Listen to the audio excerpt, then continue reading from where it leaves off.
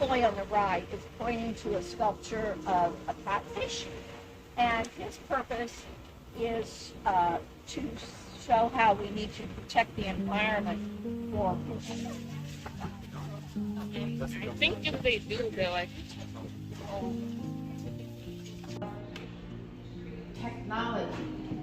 When the house was built, there was no electricity in Jefferson City. They finally got electricity here in the house in 1888.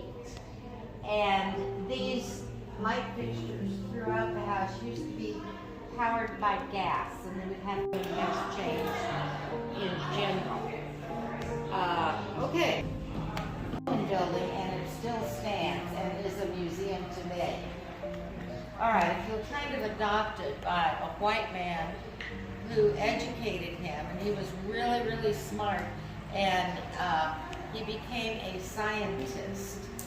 And Carver invented over 100 uses for the peanut and caused it to become a popular cash crop. So he is well known around the country for his contribution. Over here we have another ornate mirror over today. Right here is where the house ended, but they added on a kitchen here full of Benton murals. And in museums and office buildings around the country, there are huge Benton murals. This is an original Benton painting. It is called Boy Fishing or something like that.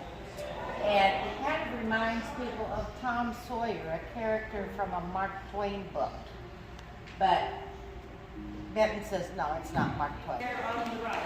From the St. Louis area, right? So you've probably seen this bridge out there, maybe even driven across it a couple times. It was one of the first bridges that ever crossed the Mississippi River. And it was also the first bridge to use steel beams in construction. And because it was one of the first bridges to cross the river, well, the fellow designed it, he wanted to make sure that trains could cross at St. Louis. So he put 2 levels in this bridge.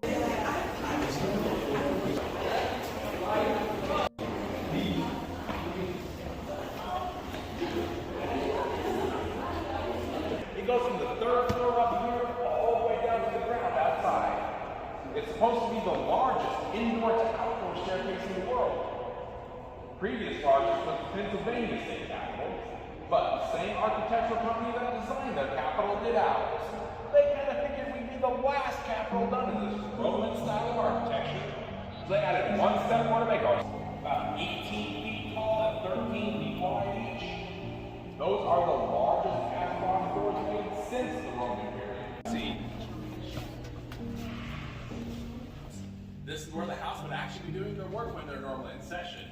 We do have 163 representatives, so normally there'd be 163 desks and chairs down there. However, they're replacing all the carpeting in this room now that they're out of big black panels and gold trim. Now that orange comes into play when it comes time for them to vote. So at the top right corner of each of their desks, they have a little box with 4 buttons on it. They do vote electronically. If they're wanting to vote yes on an issue, they would push the green button on that box. That would actually change their name from orange to green on that panel so everyone can see how they voted. Now, if they wanted to vote no on an issue, they push the red button on the box. That would then change their name to red. If they wanted to say, I'm here, but I don't want to vote on this issue, you know, there's going to be a conflict of interest or something like that where they can't ethically vote on it, they've got a little yellow button, they can push that. Just lets them say, I'm present. And then if they make a mistake and need to do it over again, they also have a blue button down there they can push. That'll change the name back to orange so they can do it over again. Got a question? Unfortunately, we can't see that because that's on their desks and their desks are all moved out of here right now. But it's literally just a tiny little box that we doing and learn all you learn, and then come let us help you finish your 4-year degree before we send you on to whatever's next, a degree, a master's, a doctorate, or we go out and be a professional. So thank you very much. I serve as the Unfortunately, that's really He's our university president. I serve as the university president. One of the things that we see a lot of money spent in the budget this year, in past years, how to deal with some of those issues, because at the end of the day, with everything we've been through over the last 2 years, I think we all know that there's problems out there for a lot of people, and we got to do what we can to help them. So I think, yes, fundamentally, we're going to do a lot more than we we have been. This year, we have to go to do it, so we'll have to know what the jobs of tomorrow are. That, you know, okay, some of you will go to college, and I'm all for that, so I don't want you to think I don't believe in college, but some of you are not going to go. So what is that skills you need in school to help you prepare for that? Whether that's cybersecurity, whether that's healthcare, whether that's criminal justice. A lot of the programs we're trying to offer now is to make sure you guys get an opportunity to do that and decide what it is you like. You know, when you're in school, sometimes you're trying to figure out, what am I going to do when I get out? But we want to help you at least get some ideas of how to do that. So one of the examples I always like to use in the healthcare arena, somebody, you know, some kid, I'm going to call you all kids because I'm old enough, you know, because I got grandkids. But some of you maybe say, oh, you know, I'd like to be a nurse, or I maybe want to be a doctor or a pediatrician, whatever it is. So what I want you to do while you're in school, and you know, and what that's like, because you can get in there and say, wait a minute, I didn't think you had to do all this kind of stuff. So that's the kind of stuff we're trying to do from my point of view because of that. But I really care about what happens all year. I mean, I do. I care. I want my grandkids to be successful. I also want them to work together. So for me, coming to work every day, it's not so much about going. The 13th Senatorial District, which encompasses Florissant, Bellefontaine, Blackjack, Unincorporated, Jennings, Riverview, Glasgow Village, Olean, Aikman,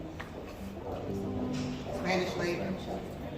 signed on a bill 718, which it has a lot of components, but it deals with education in the state, it deals with student athletes, HBCUs. So any of y'all trying to go to any HBCUs? One sec. Okay.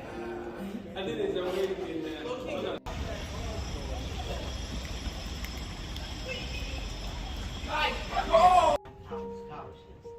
So we're working on trying to get that program back up and going. We lost our funding because the company that we partnered with, they decided to take a different direction, but we're working on getting that funding for, which basically means that you go out and volunteer around the country. So it'll be all of the 50 states, including our U.S. territories, Puerto Rico and Guam. So you have the